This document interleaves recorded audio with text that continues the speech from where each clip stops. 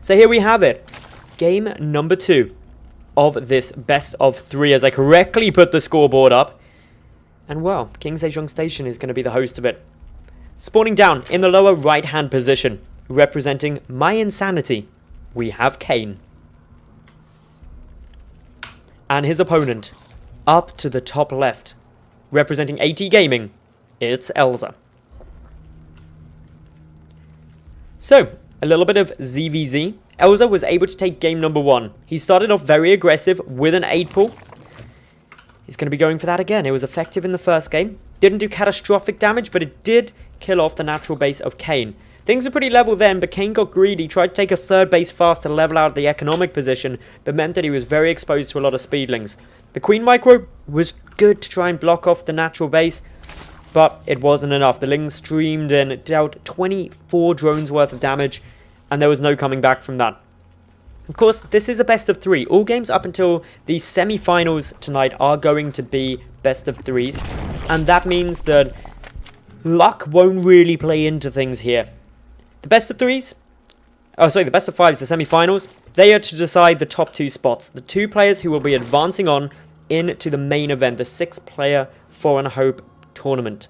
For those of you who don't know, it was a community-funded event, helped through sponsors, and, well, it's got $24,000 prize pool for 6 players. It's going to be a massive round robin, and that means that it's going to be a long haul for those 6 players, but a lot of money on the line.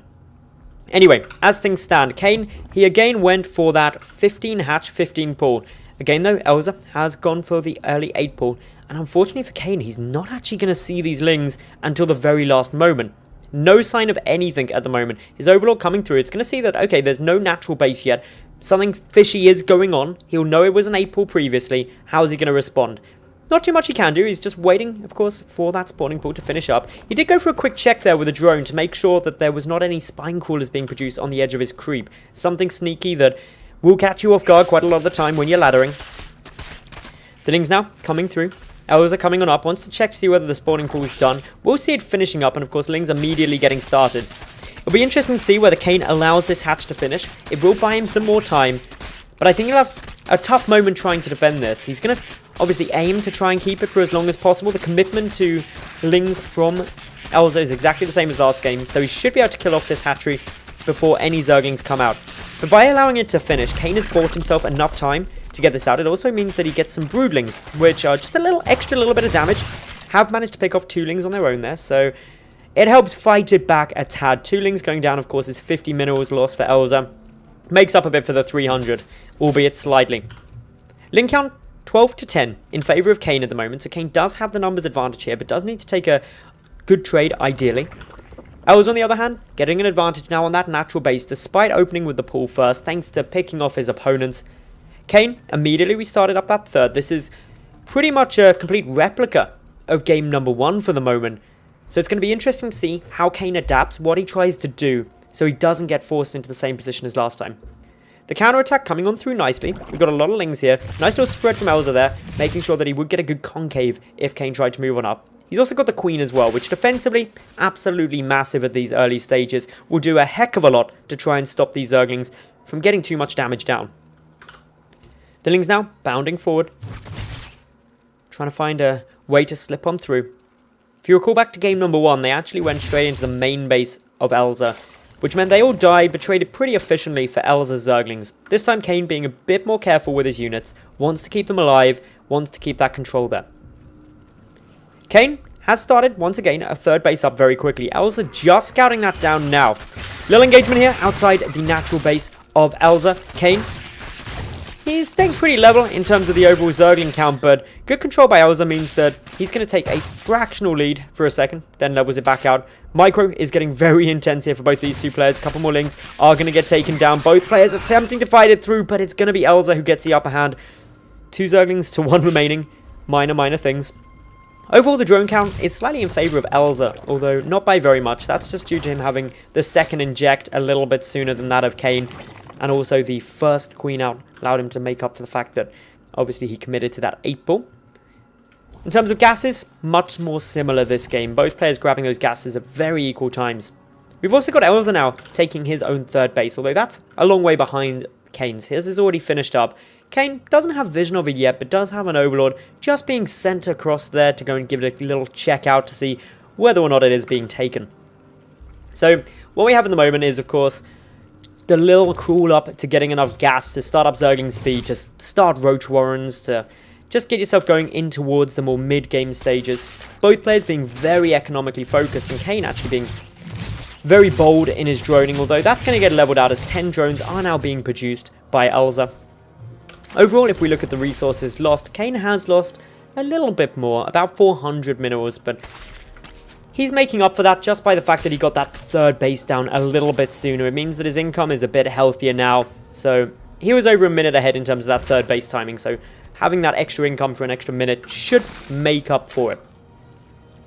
Lair now getting started up for Kane, a little bit sooner than that we see of Elazer, but Elazer going for the double roach upgrades. This early Lair, along with the fact that we've got additional gases being taken as well, could suggest that we're going to be getting a Mutalisk style play out of Kane. This is a great map for Mutas. There's a lot of dead space around the main, easy transition round to the third, and again dead space there as well. The natural, exposed from multiple angles, and so all in all, it can be very, very strong. Looks like that's not Kane's plan though, as he does now have the Roach One coming down and the Evolution Chamber. Still doesn't mean it's definitely not going to happen. It just means that if he did go, he could just be going for this Roach One in order to be defensive as opposed to anything else.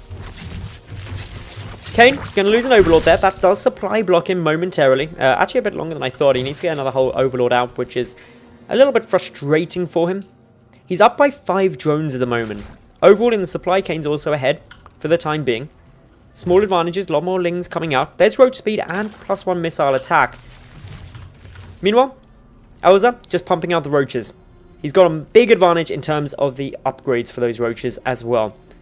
His 1-1 nearly finished. +1 only just starting now. It's about a 60-second, a whole minute disadvantage. However, Kane, he's got a lot of lings. Running on through, going to be trying to get a good amount of damage done. Picking off a couple of these roaches that have recently popped through, as well as that queen getting prioritized, will get taken down. That's a nice pick-off. A few drones also going to be meeting their fate. Those roaches not able to get through there in time, and the roaches that do, they're low in numbers. Reinforcements, though, will force Kane back, but still 8 workers killed is nothing to be shy of. +1 missile attack for Elazer, soon to be finished up. So that's going to swing any roach-on-roach engagements into his favor, but there's still the 30 Zerglings for Kane, which really can't be underestimated in these low roach numbers. If a fight came down, they can deal out a lot of damage, soak up a lot of damage, and that can be incredibly helpful in these early stages. So Kane has got the roach speed advantage, albeit just 20 seconds. He's also getting a second evolution chamber, and his lair's also finished. But +2 is already on its way now for Elazer. So this is going to be a very interesting game. Kane adding in Burrow now. Okay, that's quite cool. It'll be interesting to see if he goes for the Tunneling Claws. It's something which at DreamHack Stockholm, when I spoke to him there, he was saying that is quite a nice new dynamic in ZvZ. I actually did an interview with him and Snoot that covered all of that, and it was a pretty cool idea, so I'm excited to see whether Kane is going to be gunning for anything along those lines. But for the moment, fight in the middle. The upgrade advantage is now leveled out. Just a small difference at the moment with the +2 carapace being done. Oh, sorry, the +1 carapace being done for Elazer, whereas no carapace upgrade for Kane. But in ZvZ, in Roach on Roach, that carapace upgrade doesn't make a huge amount of difference. So, still checking around, trying to keep a good little eye on what these guys are doing. Kane moving around to the side, trying to find an opportunity to get a good attack angle onto his opponent. It's 38 to 41 roaches though, so numbers are in favor of Elazer, and upgrades are also in his favor as well. So the big thing that Kane's got going for him is that he's had a better economy for a chunk of this game. He's also securing up that 4th base faster than his opponent. El's going to be able to see these movements of units, so we'll pull back to defend the rocks at the back of King Sejong Station.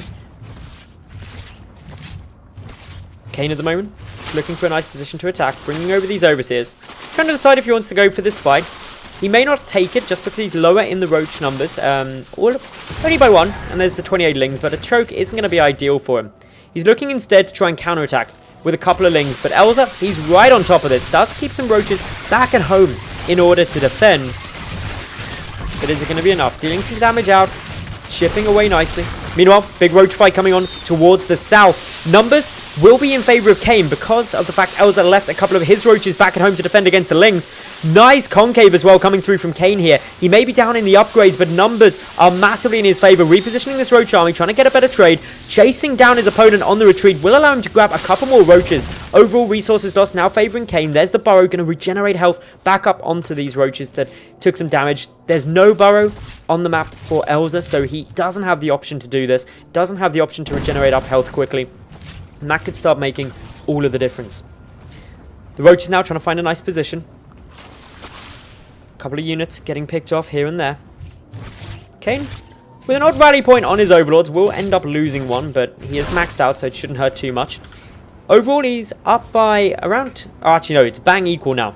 Drone count and army supply, precisely the same. The only difference is the attack upgrades. Kane's still got 2 seconds until his +2 kicks in, and that will level things out. Both players now sitting at 2-1. An engagement coming down in the center. Kane is up in the Roach count, but the concave better for Elazer. Upgrades are exactly equal. Numbers seem to be winning out at the moment for Kane, taking a very nice trade here, dealing out a lot of damage. However, Elazer bringing in some Roaches from the back, is able to get the full surround on his opponent. Reinforcements also coming through for Kane. The defender's advantage going to be there for Elazer. This is a very, very close fight overall in the Roach numbers, though Kane is coming out on top. Pushes through, and with that, the GG. Kane levels out this series to be tied 1-1.